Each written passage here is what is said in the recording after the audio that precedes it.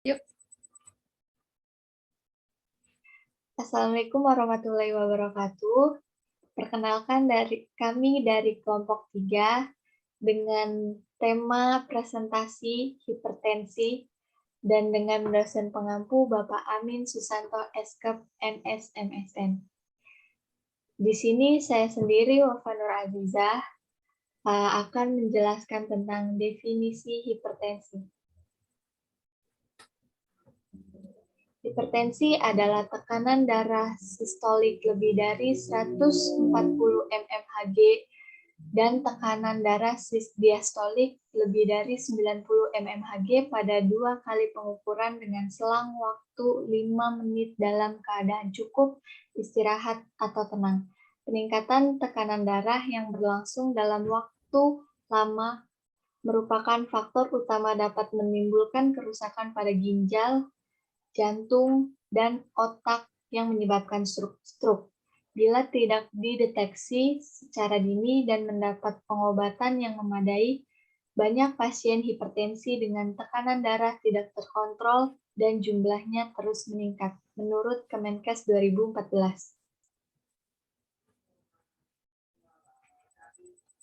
Berdasarkan dengan etiologi, hipertensi dibagi menjadi dua, yaitu hipertensi primer dan hipertensi sekunder.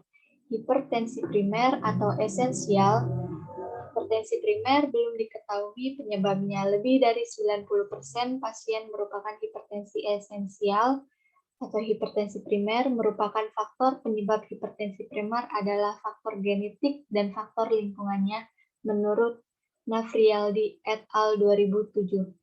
Sedangkan hipertensi sekunder yang diketahui penyebabnya yaitu ditimbulkan karena suatu penyakit atau kebiasaan seseorang. Kurang dari 10% penderita hipertensi merupakan sekunder dari penyakit komorbid atau obat-obat tertentu yang dapat meningkatkan tekanan darah.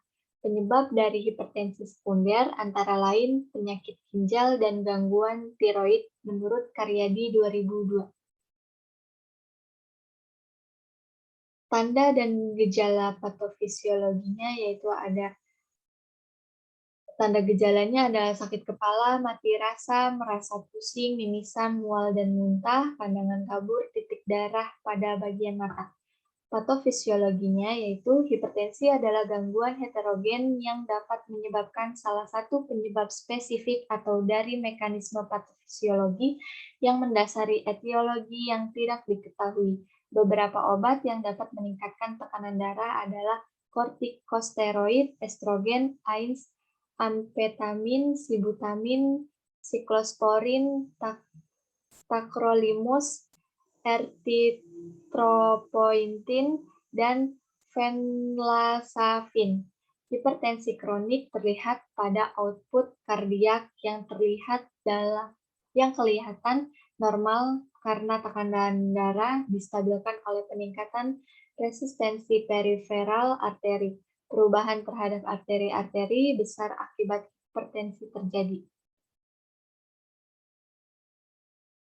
Pemeriksaan penunjangnya yaitu manfaat pemeriksaan laboratorium diperlukan untuk deteksi dini kompleks pada hipertensi, mencari kemungkinan penyebab terjadinya hipertensi, menilai ada tidaknya komplikasi dan kerusakan organ target, memperkirakan prognosis dan perjalanan penyakit, menentukan adanya faktor-faktor lain yang dapat meningkatkan resiko terjadinya penyakit jantung, koroner, dan stroke. Pemeriksaan untuk melihat adanya tidak kerusakan target organ ginjal, yaitu ada urin lengkap, glukosa darah puasa, HbA1c, urem, kreatin, asam urat, sitatin, mikroalbumin urin, elektrolit, yaitu natrium dan kalium. Ketiga, pemeriksaan untuk melihat ada tidaknya resiko penyakit kardiovaskuler, yaitu profil lemak, ApoB, HSCRP, EKG, ekokardiografi, treadmill. Yang keempat, persiapan pemeriksaan dan bahan pemeriksaan yaitu 1. Dianjurkan untuk puasa 10-12 jam sebelum pengambilan darah. Tetap dianjurkan minum air putih dengan jumlah yang normal. 2. Pasien beristirahat yang cukup sebelum melakukan pemeriksaan, tidak dalam keadaan stres berlebih, tidak melakukan aktivitas berlebih seperti olahraga. 3. Sampel yang digunakan adalah urin pagi dan darah vena. Selanjutnya dibacakan oleh Feni Gratia Sipayung. Nama saya Feni Gratia Sipayung. Saya akan melanjutkan penjelasan tentang penata laksanaan. Yang pertama ada farmakologi, yang terdiri dari 1. Diuretik atau tiazid. Contoh obatnya seperti hidroklortiazid atau HCT. Selanjutnya ada furosemid, spironolakton atau hemat kalium, dan ada manitol. Yang kedua ada ACE inhibitor. Contoh obatnya enalapril, captopril, lisinopril, benazepril, dan quinapril. Yang ketiga ada beta blocker. Contoh obatnya atenolol, propanolol, acebutolol, bisoprolol. Lalu selanjutnya ada yang keempat ada kalsium antagonis, yaitu di mana contoh obatnya ada amlodipin, felodipin, nifedipin. Yang kelima ada alpha blocker. Contoh obatnya terazosin dan doxazosin. Yang keenam ada alpha beta blocker. Contoh obatnya labetalol dan carvedilol. Selanjutnya ada non-farmakologi, yaitu di mana terapi non-farmakologi untuk penanganan hipertensi berupa anjuran modifikasi gaya hidup. Pola hidup sehat dapat menurunkan darah tinggi. Pemberian terapi farmakologi dapat ditunda pada pasien hipertensi derajat 1 dengan resiko komplikasi penyakit kardiovaskuler rendah. Jika dalam 4 atau sampai 6 bulan tekanan darah belum mencapai target atau terdapat faktor risiko penyakit kardiovaskuler lainnya, maka pemberian medikamentosa sebaiknya dimulai. Lalu yang selanjutnya jenis penyakit hipertensi. Berikut jenis penyakit hipertensi. Yang pertama hipertensi primer atau esensial, di mana jenis hipertensi ini akan muncul secara bertahap selama bertahun-tahun. Yang kedua, hipertensi sekunder. Hipertensi sekunder merupakan salah satu jenis tekanan darah tinggi yang terjadi karena kondisi medis lainnya yang dialami pengidap. Yang ketiga, prehipertensi. Prehipertensi merupakan kondisi kesehatan yang terjadi saat tekanan darah tinggi lebih tinggi dari biasanya. Yang keempat, krisis hipertensi. Krisis hipertensi merupakan jenis hipertensi yang sudah mencapai tahapan parah, yang ditandai dengan tekanan darah mencapai 180/120 mmHg atau lebih. Yang kelima, hipertensi urgensi.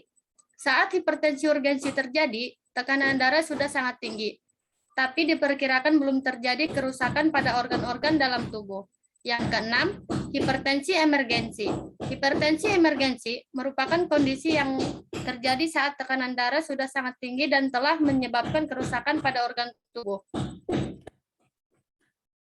Kesimpulan dari yang kasus kami tentang hipertensi adalah seseorang dikatakan terkena hipertensi mempunyai tekanan darah sistolik kurang lebih lebih dari 140 mm merkuri dan tekanan darah diastolik lebih dari 90 mmHg. Penyakit ini adalah penyakit yang berbahaya karena merupakan salah satu faktor resiko terjadinya stroke. Hipertensi berdasarkan penyebabnya dibagi menjadi 2, yaitu hipertensi primer atau merupakan hipertensi dengan penyebab yang tidak diketahui secara pasti. Hipertensi sekunder yaitu hipertensi yang disebabkan oleh penyebab spesifik tertentu, misalnya penyakit ginjal, penyakit endokrin, atau karena penyakit koartasio aorta.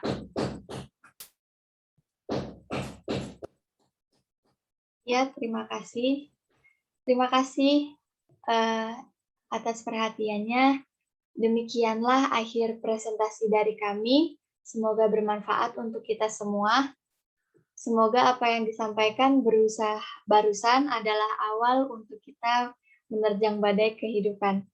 Kurang lebihnya mohon maaf. Wabillahi taufik wal hidayah. Wassalamualaikum warahmatullahi wabarakatuh.